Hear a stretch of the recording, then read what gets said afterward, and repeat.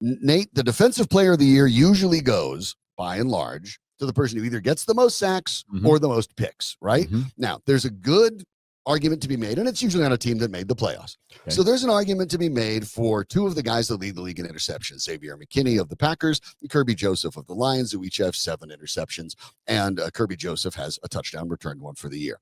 Okay. But there are 5 players that have 11 or more sacks. The league leader, 12.5, is Trey Hendrickson of Cincinnati. They do not appear to be going to the playoffs, barring something strange.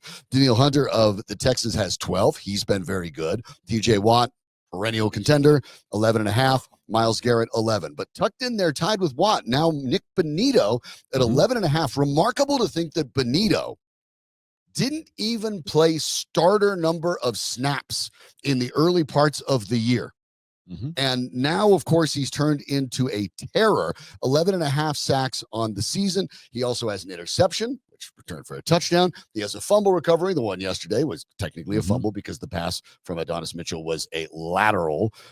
Mitchell, after the game, said that he thought the play would have worked until number 15 turned into Ed Reed when Ben grabbed it. So he has a touchdown there. But when you look at the players that are in the mix, there's still probably a lot of people around the country who still haven't heard of Nik Bonitto, and I get that. But he's the only player in the league with 10 or more sacks and an interception and a touchdown. And, of course, he has 2 touchdowns. The only player to have 10-plus sacks and 2 or more touchdowns in the last however many years, 10 years ago, J.J. Watt had that, and he ended up with Defensive Player of the Year. Nik Bonitto has J.J. Watt numbers right now. That is pretty stunning.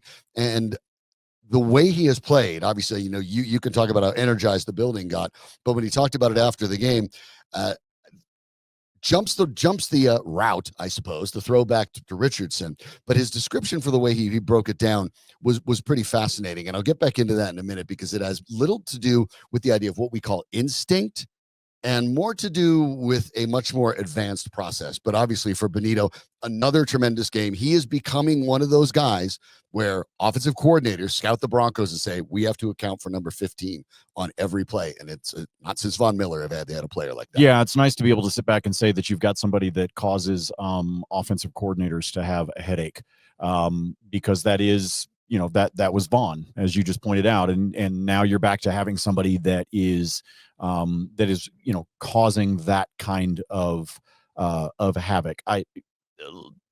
I think he should be in the Defensive Player of the Year conversation. I also believe that some of those other names that are out there, and the fact that he was not the full-time guy back at the beginning of the season, and therefore he's missing some of those numbers. I think that may ultimately wind up costing him being at the elite top of the list. I do think that there isn't necessarily, Shawn, that clear-cut guy this year for Defensive Player of the Year as there has been in years past. So that could play into his favor. But at the same time, I think that the idea that he hasn't been able to have the starter numbers, as you just pointed out, right back at the beginning of the season, is probably what will keep him maybe in the conversation, but in what maybe will be for the voting, the second tier of the conversation. Well, who might appreciate that? George Payton, who after next year, Nik Bonitto is going to be a free agent. Yeah. One would presume this is the time to start opening those negotiations with Nik Bonitto. And if he's not Defensive Player of the Year, but playing like Defensive Player of the Year, that would work out pretty nicely for the Broncos. He's still got a ways to go with the 11.5 sacks. You're thinking, if you're wondering, how far is that up? The record, a lot of you may know, is 18.5 by Von Miller back in 2012. But a couple more sacks, getting up to 13.5. That ties him with Simon Fletcher, who had their 13.5 back in 91 and 93. Anything beyond that gets you into the top 5 for the Broncos ever. Miller with 18.5, Elvis Dumervil with 17 in 09, Simon Fletcher with 16 in 92, and then Miller with 14.5 and 14 in 28 and 2014 respectively. But when you're talking about maybe a few more guys you jump over with only 2 more sacks, when you're jumping over Trevor Pryce, Carl Mecklenburg, Alfred Williams, Rulon Jones, you're getting into a special territory. These are guys that are in the Ring of Fame or Broncos legends across the board.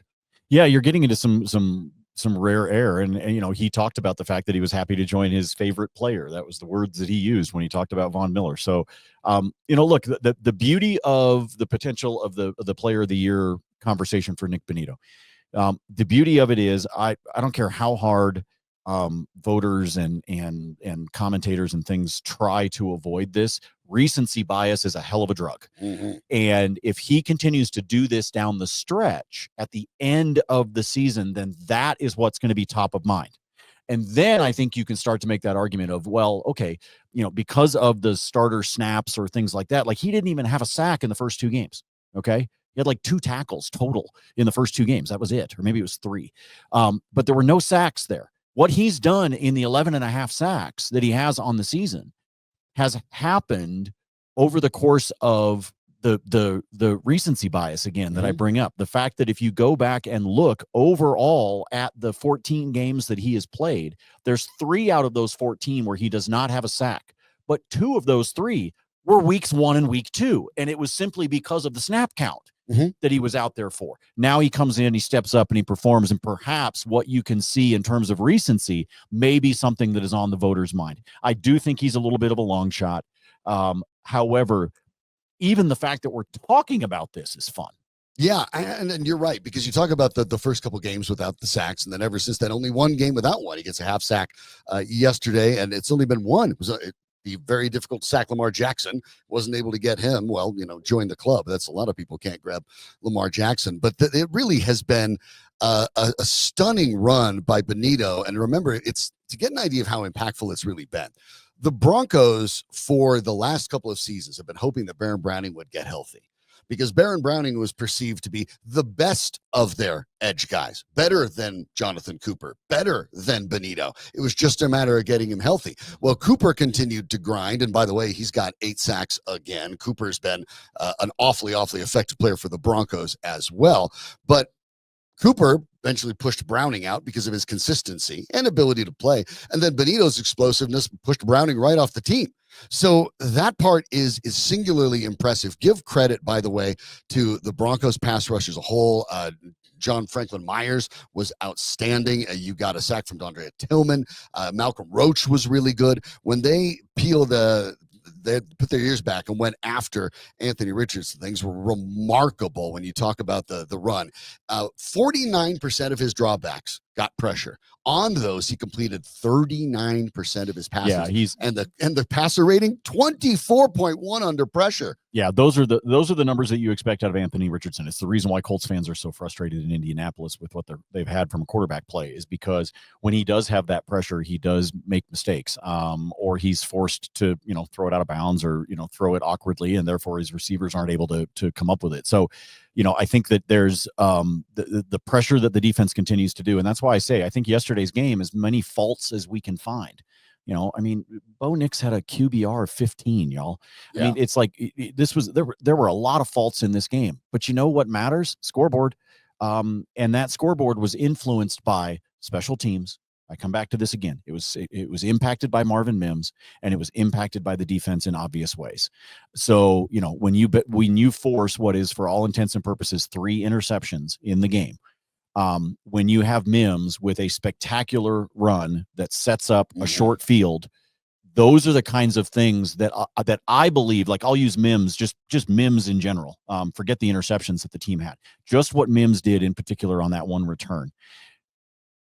That to me aids in the ability for Bo Nix to shake the Etch-a-Sketch and to start clean, right? And to remove from his mistakes that happen, because your teammate just set you up. Your teammate just handed you a gift and said, hey man, go get him.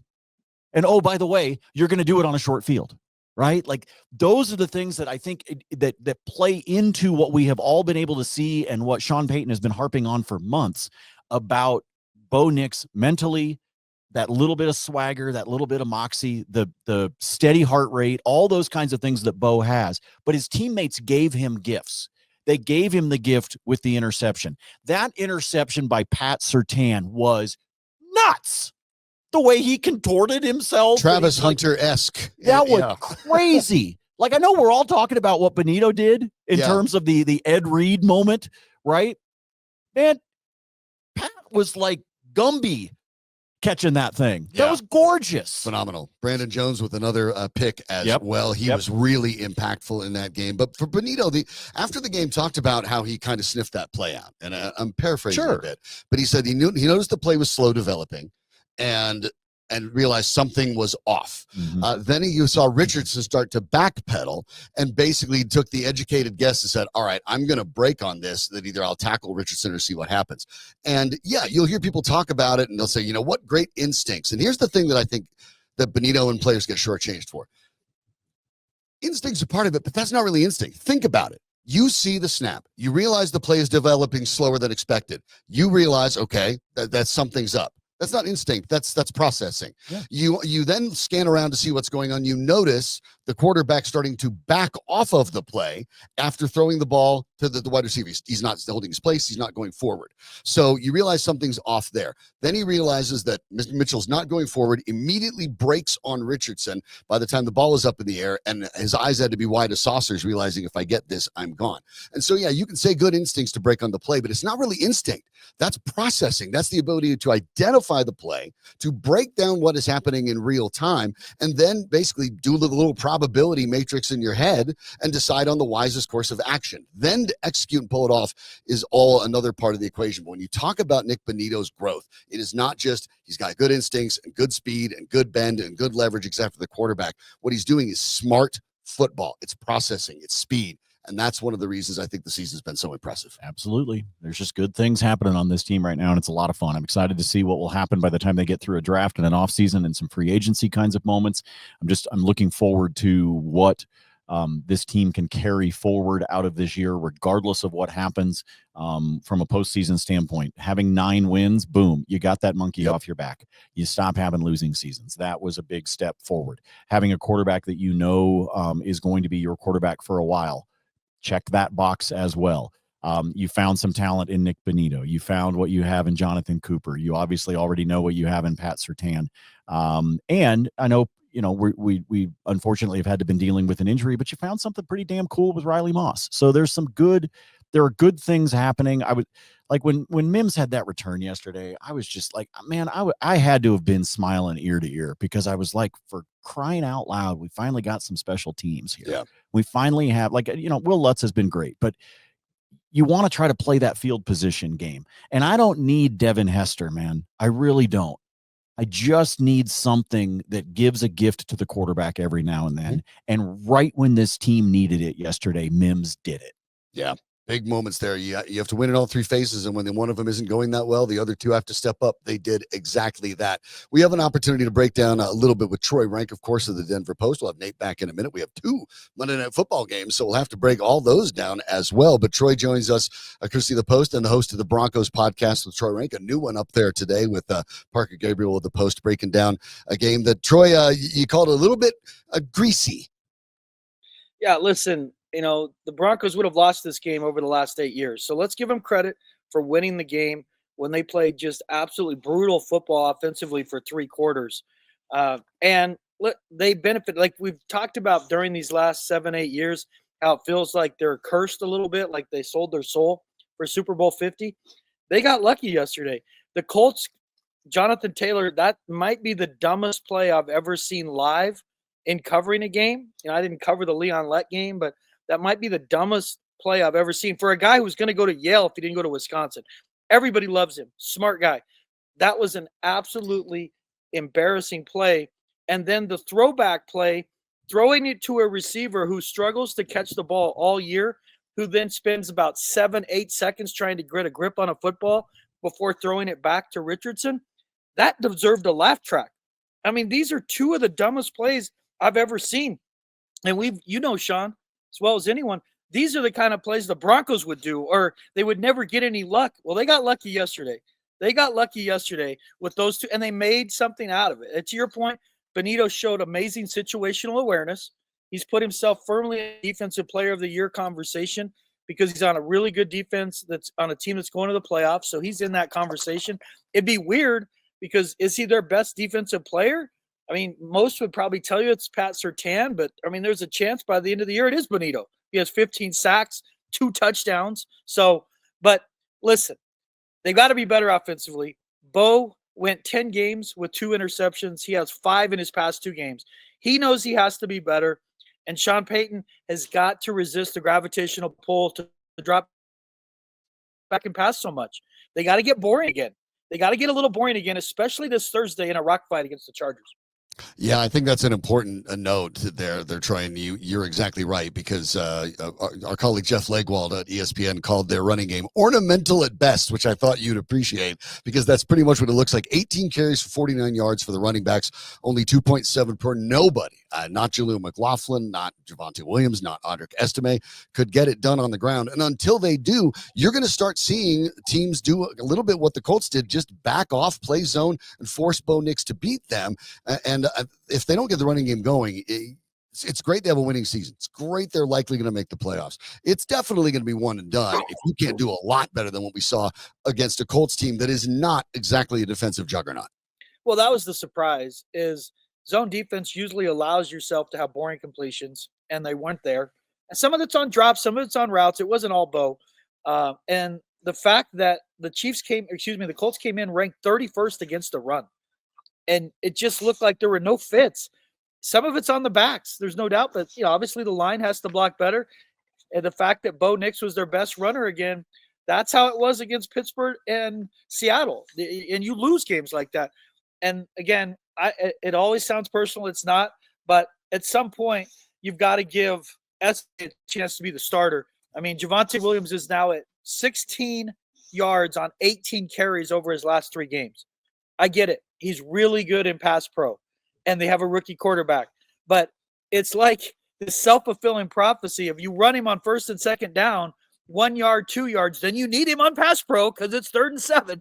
You wouldn't need him on pass pro if it was 3rd and 2 or 3rd and 3. So I think it's time to take a really long, hard look at how they're using their running backs and look at the fit in the run game, because yesterday was a mess. It wasn't just the backs, but you got to be better than that.